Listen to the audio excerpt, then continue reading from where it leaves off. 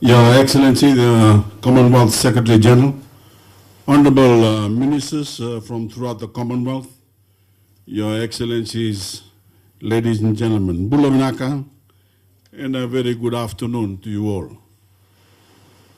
Your Excellencies, ladies and gentlemen, I have very mixed feelings as I gaze at this beautiful scene this afternoon. Sadness because it is the second anniversary of Cyclone Winston, and we continue to mourn the loss of our loved ones.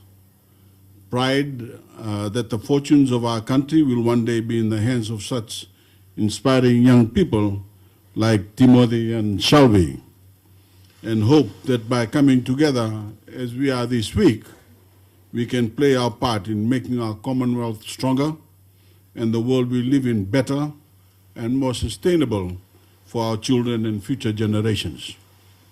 As you know, Your Excellencies, I have great honor not only to lead my own country, but to lead the world in UN climate negotiations as President of COP23.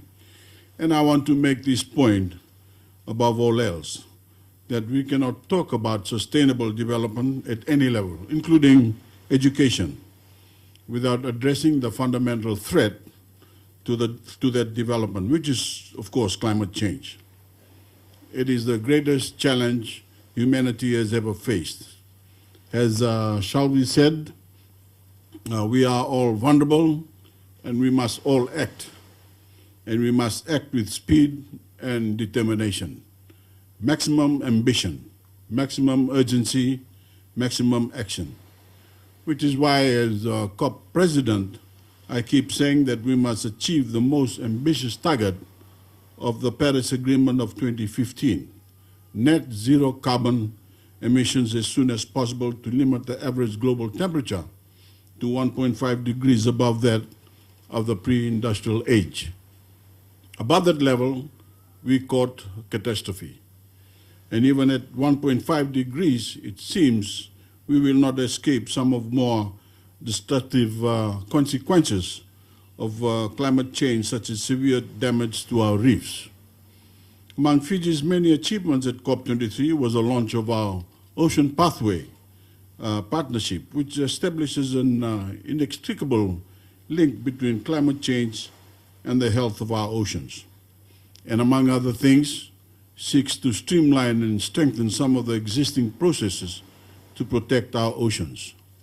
I am pleased today to announce that Fiji proudly endorses and supports the Commonwealth's own initiative on oceans, the proposed Blue Charter that will be a key part of the agenda at the forthcoming Commonwealth Heads of Government meeting in London in April.